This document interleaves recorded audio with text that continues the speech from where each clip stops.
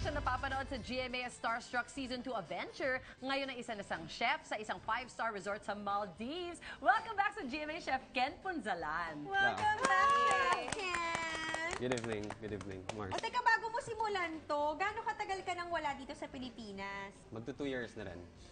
Medyo bago-bago pa lang. So nag-aral ka muna dito ng pag-chef? Yes. Tapos so nakahanap ka ng job sa Maldives? Pag pumunta kami, makaka-discount kami doon sa resort niyo. Of course. Oh! Ay, mga plano. Sama niyo ako! Kasama tayo! Oo, kahit tinigyan niyo na ako sa maleta. Sige, chef, ready na kami. Bakit mo ito tinatawag na special omelette? Bakit? Yes, normally nakikita natin na omelette sa bahay or hindi sa kahit sa ibang restaurants, medyo common yung dating na ano. So, gagawa tayo ng more presentable, more enticing type of omelette. Wow! Sige!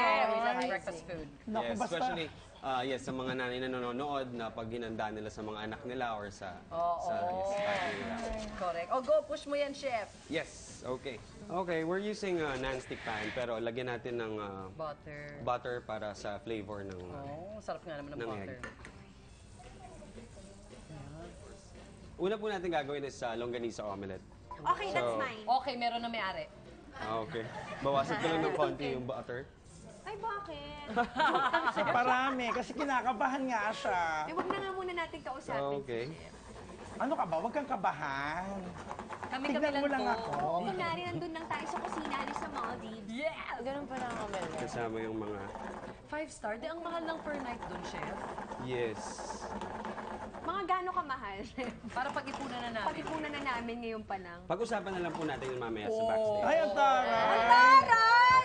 Ay, nako, May nakikita ko na. sariling rate si Siya magbibigay ng... I can discuss, Na-imagine ko bigay na ko yung yung ano, website, Instagram. di ba? Oo. Okay. Yan. Ano lang natin. So, technical part here is kung paano natin i-mix yung egg. So, para magbigay siya ng good texture outside.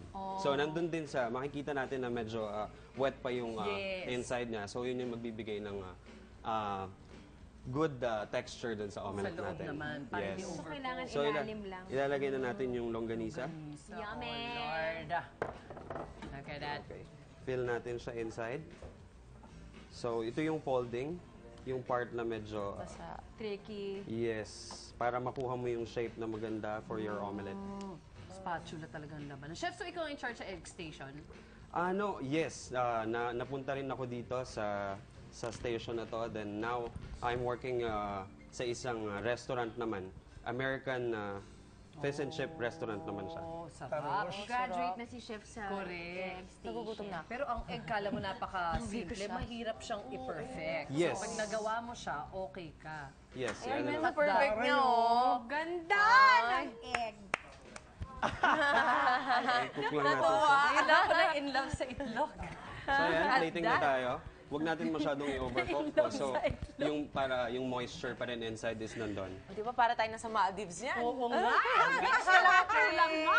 On down. Beautiful. Imagine natin, nasa Maldives na nga tayo. Sige. Hoy, huwag kayong lalayo. Baka malunod kayo. Mother na mother. Yeah. Meron pa akong backup. Nagsiswimming ng bagong kain. Di ba? Ganun. So, ilagay lang natin yung salad, garnish natin. So, para sa isa nating egg. Ang taray. Alam mo, mahal na kita dyan pa lang. Grabe. Grabe. Ngayon ako nakakita ng ganyang kagandang itlog. Chef, paano mo na-score yung job mo sa Maldives? Through connection din. So may mga kaibigan na nag-aano sila doon. Nagwo-work na sila nagwo-work doon. na rin, nagwo-work na rin sa Maldives. So andun din ako na try my luck na okay, try ko kasi isang magandang place to, marami akong matututunan. So na-hit ko naman. Tsaka na-enjoy mo rin mag-work doon. Yes. Speaking of omelette, guys, alam nyo ba na may legend involving omelette and Napoleon Bonaparte? Wow! Oo, napadpad daw si Napoleon and his army in a town in eastern France. Eh, syempre, naghain daw ng omelette yung isang innkeeper doon. Natikman nila mga Mars. He was so impressed sa omelette that he ordered everybody to gather all the eggs in the village dahil papatayin silang lahat kung hindi. What? Oh, may... Grabe. Sa ngalan ng omelette. Kunin natin mga itlog at gagawing omelette bukas para sa aking army the next day. Ayan. Samantala, pero buhay yung mga villagers, buhay. Okay, kasi nakapag-produce sila ng Correct. food. Sa bansa Portugal naman, ang may hawak ng record for the biggest omelette ever cooked. Ito may bigat na 6,466 kilos gamit ang 145,000 eggs and a pan with a diameter of 34 feet. Ang taray, Mars, ang dami mo talagang alam. Correct, Mars!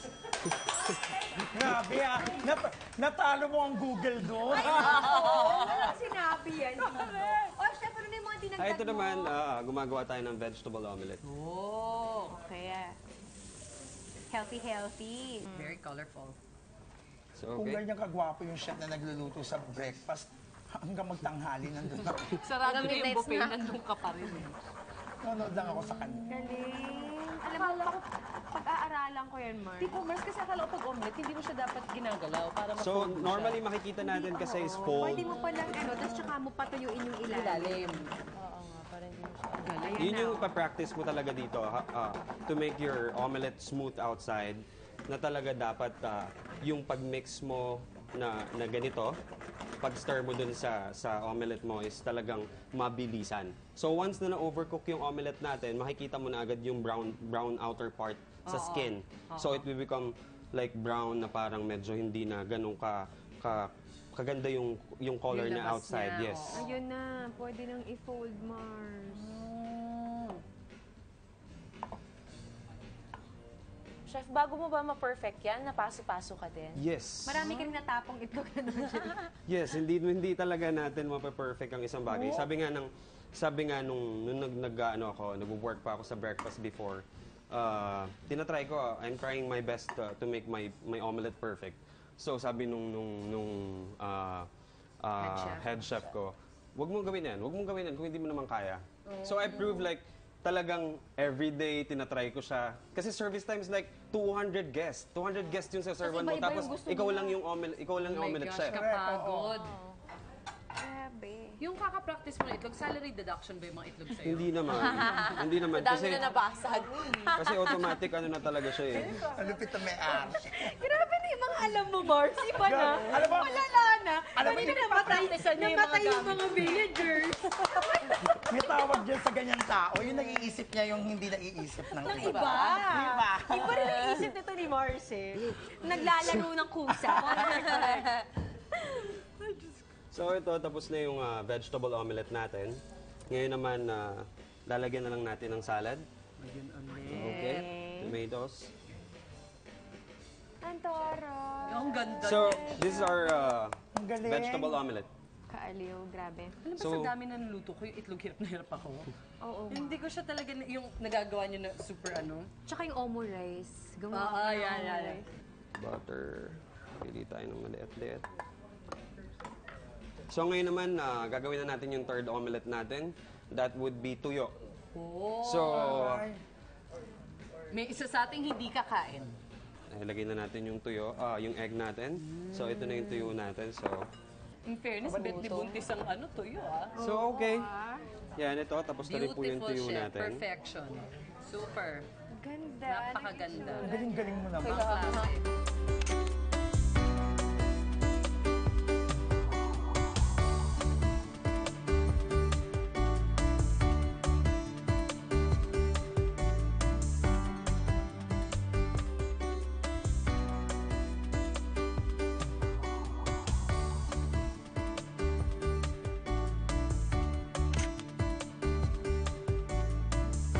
May cream o merong milk yung egg para maging fluffy. Hindi kailangan, I mean, not for this. Yeah, Ang fluffy sa loob, pero... Yes, yes. Minsan parang, di ba, common sa mga,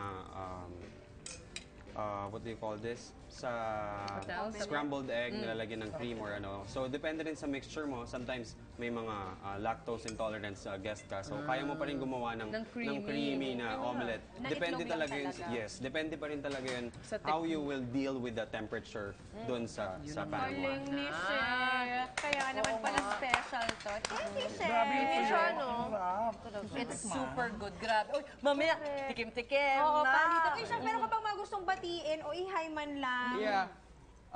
Thank you. First of all, thank you, Mars. sa mga guests din. And sa tatay namin, of course, sa Starstruck, thank you sa pag-welcome Yes. back sa akin. And sa family ko, Batangas, sa anak ko and family, thank you. Wow! Thank you, Chef. Thank you, Chef. Sarap. Thank you, Chef Ken, para sa level up na omelet na ito. Naku, certified Mars, masarap. Sobrang certified.